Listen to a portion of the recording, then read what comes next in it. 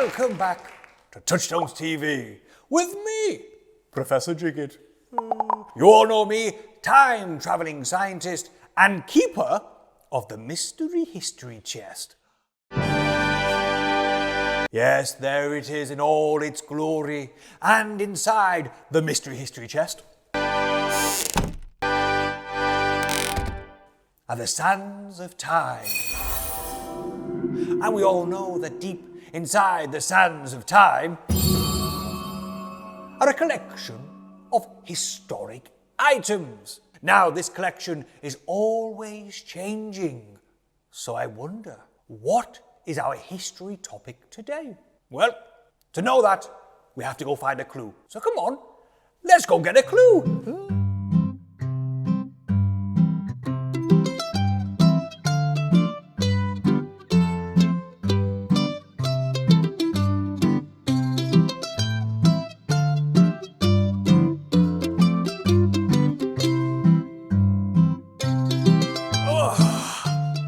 There we have it. A nice clue. What do you think, eh? Really makes me look good, doesn't it? Yes, really makes my figure pop. But if it's a clue, what historic period is it from? Who would wear something like this? In what time? Yes, of course. This is from ancient Egypt, which means inside our mystery history box, there must be items, objects, artifacts from ancient history. So come on, let's go dig them up.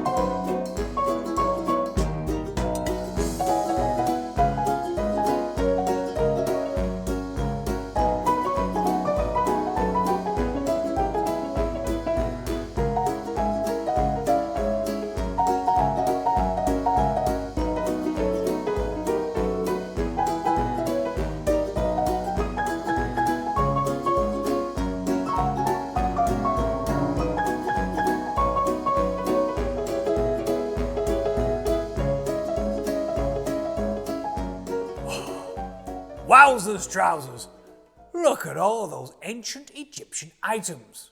I think all of those items had a certain theme. Yes, we know it's from ancient Egypt, but I think all of those items were used in the mummification process. Of course, we know ancient Egyptians love making mummies. They're obsessed with it. Mummify this, mummify that. You put your sandwich down for more than 10 minutes, it's mummified. They love it. So, why don't we explore and go through the mummification process? Good idea, Jiggit. Yes, I know, it's a great idea. Let's start at the beginning. What's the very first thing that the ancient Egyptians would do with a dead body to turn it into a mummy? First thing. No. The very first thing they need to do is wash the mummy. They've got to give it a good clean and wash it because it stinks. Give it a wash down, yeah. So it's nice and washed and cleaned, and then they need to cut the body open to take out the organs. They use this. Have a look. This is an ancient Egyptian flint knife. And they would use flint to cut open the body so they could get out the organs. Now, what they would do is make a big stab and then cut down to the belly. And once they've cut open a big hole in the chest, they'd pull it like this. Absolutely disgusting. Now, why are they taking out the organs? They take out the organs so they can preserve them in canopic jars. Why?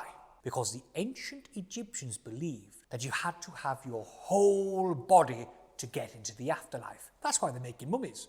They want to preserve the body so then the soul can go to the afterlife. If you miss something like a fingernail falls off or your toe falls off, no way. You're not going to the afterlife. If your hair falls out, you're bald. You ain't going to the afterlife, no. If you lose your liver, you're not in the afterlife. And so the ancient Egyptians had to preserve the body outside and in. Cut open a hole to take the organs out to preserve them in canopic jars. And there are 4 canopic jars. Let's have a look.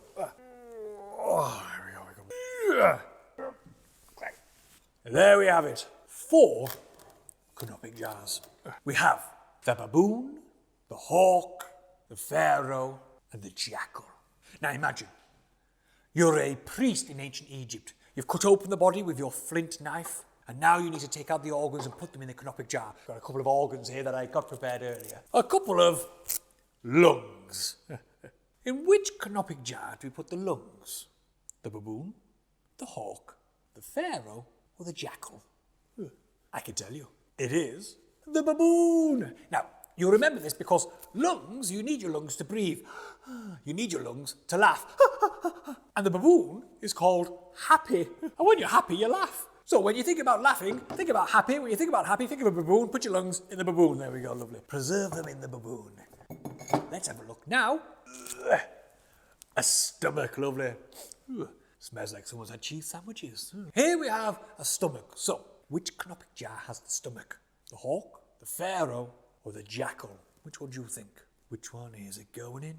Which one is it going in? What do you reckon? Yes, it's the jackal, of course. A jackal is a scavenger. Yes, imagine a big dog wanting to eat your cheese sandwiches in your stomach. Sniffed out your stomach, eats the stomach, loves all that food in the stomach. Lovely. The jackal eats the stomach. Let's have a look next. A couple of kidneys. Where are the kidneys? Pharaoh or the hawk? If you said pharaoh, you'd be wrong. If you said the hawk, you'd be wrong. They didn't really care much about the kidneys. They just threw them away. Get rid of the kidneys. You don't need the kidneys. Get rid of them. The liver. Yeah, the liver. Who's the liver going into? Pharaoh, hawk.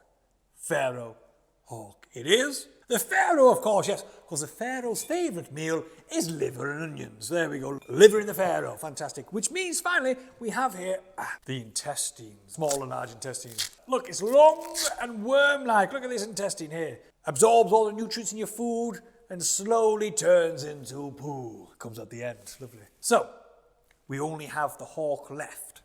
And of course the hawk likes the intestines because it's long and worm-like. And the hawk's a bird. Birds eat worms.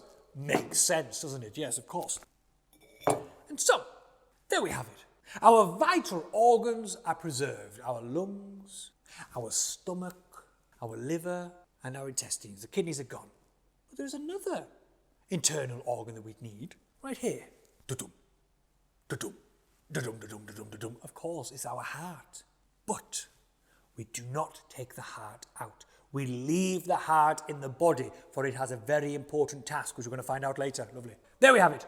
All of our fantastic organs are in our fantastic canopic jars. But, you say to me, Jigget, what about your brain? You got a brain in your head. Well, some say I might not, but I do. I have a brain in my head. What do we do with the brain? I'm going to tell you. Let's get rid of these canopic jars. Bye, jackal. Bye, pharaoh. See you, hawk. Get out of here, happy the baboon. What do we do with the brain? Well, first of all, we need to get it out. And how do you get it out? Well, you need to make sure you have a hole in your head. We've got nostrils. Not big enough. We need some tools. Let's have a look at them. Yes, we need a wooden mallet and a metal chisel, probably made of bronze. And we'd use these to make a nice big hole in the head. I'll show you how. You get your chisel, you put it up your nose. Don't try this at home. You're not making a mummy on yourself. Don't do it. Don't do it on someone else either. You're not making a mummy. Up the nose, to the skull. Hammer, hammer, hammer. Make a nice big hole in the head. Don't worry, the mummy's dead. They're not going to feel a thing. Nice big hole. You've made a nice big hole using your hammer and chisel. How are you going to get the brain out? I'm going to tell you, all right? Like this.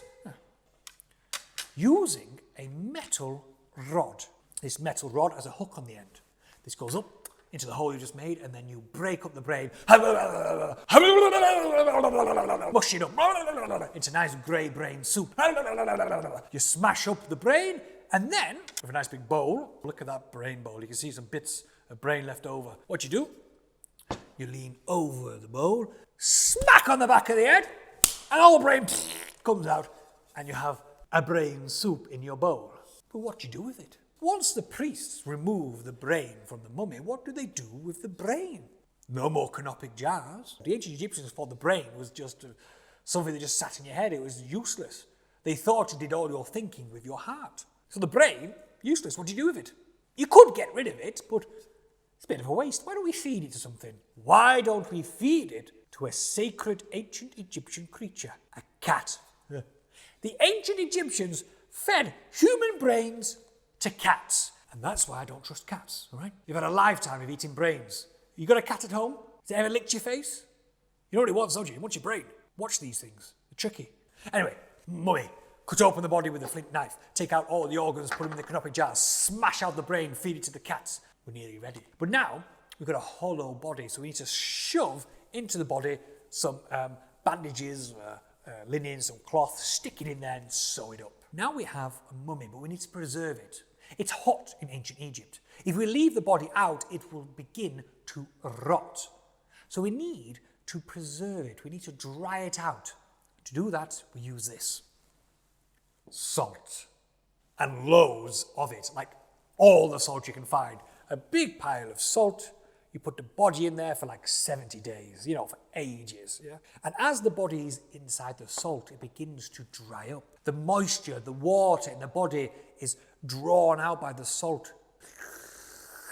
And as it dries up, the skin becomes wrinkly, like a twig. And as it dries up, fingernails fall off. We need to make sure we have no fingernails falling off. And so the ancient Egyptians put clay on the end of the fingers and the toenails so the fingernails won't fall off. And you begin to shrink, and as you shrink, your eyeballs, because it's mostly water in your eyeballs, turn into little flaps in your eyes. Hair falls out, mustache is gone, you're bald, head to toe. At this point, you realise that the mummy is naked, absolutely sky-clad. You can't get into the afterlife with everything hanging out, so you have to dress the mummy in lovely, fancy clothes. But I've just mentioned something, didn't I? When the body dried out in the salt, hair fell out. And if your hair falls out, you can't go to the afterlife. So the ancient Egyptians put on the mummy a nice wig made of human hair. Look at that. Yeah, there we go. Worth it. Beautiful, isn't it? Yes. So the ancient Egyptians will put a wig on the mummy. So then they look more human-like and beautiful, like I do right now. But you can't go into the afterlife just in a wig and clothes. No, you need to look your best. So the ancient Egyptians dressed their mummies with fine jewellery, like this golden necklace. Beautiful, isn't it? I'll tell you what, pop that on. I know I look good. You don't have to tell me twice. There we go, lovely. The mummy is preserved in salt, it's dressed, it's got a wig on, it's got lovely jewels on. Now it's time to get that mummy to go to the afterlife. We're preserving the body here, but the journey to the afterlife is very dangerous. When the ancient Egyptian soul leaves the body and begins to travel through time and space to the afterlife, it crosses the sky where giant snakes and evil demon gods try and attack you, so you need protection. And so, the ancient Egyptians put on amulets and protective charms, like this. That's an ankh, which means life, and a scarab beetle. And these will be placed on the chest of the mummy to protect them on their journey to the afterlife. Now, why a scarab beetle, you say? Well, a scarab beetle is a type of dung beetle. And it's a dung beetle's job to roll big balls of poo across the ground and then use that poo to eat. Lovely. And because the dung beetle rolls a ball, the ancient Egyptians thought, yes, there's a ball in the sky. The sun, and the sun moves through the sky, which means there must be a giant invisible scarab beetle moving the sun through the sky. Makes sense. Rolls balls of poo, it must be rolling the ball of the sun. Logic. Makes sense. And so, the scarab beetle represents the sun god Ra. Ra! The most powerful of all the gods. Which means, the scarab beetle on the chest protects you from evil when you go to the afterlife. The ankh represents life, wants to give you a second life as you journey to the afterlife. You've got a scarab beetle on your heart and an ankh and lots of other amulets. And then the body is wrapped up in 12 layers of bandages. Perfect. 12 layers to protect the body, to make sure that nothing falls off and rots away. We've pretty much nearly got a whole mummy. cut open the body, remove the organs, put the organs in a canopic jar, took out the brain, and then we dry the body, preserve it in salt. We dress the body, put on a wig, put on jewellery, put on makeup, and we then put on amulets to protect him, wrap him up in 12 layers of bandages. We then go into a sarcophagus, a big wooden tomb like this one here, you see it? And then when you get put in a tomb inside your sarcophagus, you get given some of these. Shaptis. Hello, Shapti. Lovely. Now, a Shapti is a servant, a slave, that goes into the afterlife with the mummy. And when the mummy wakes up in the afterlife, they've got lots of slaves to do things, like, go shopping for him, wipe the bottom, whatever they need help with. Now, originally, the ancient Egyptians would throw real life human slaves in with like pharaohs and stuff. But then they realised you go through loads of slaves, and if you're throwing a slave into a sarcophagus, you know what I mean? Slaves don't grow on trees, Instead, make a clay one. Much easier. Now, imagine the mummy's body is there at the bottom of a pyramid, and the soul begins to leave the body and goes to the afterlife.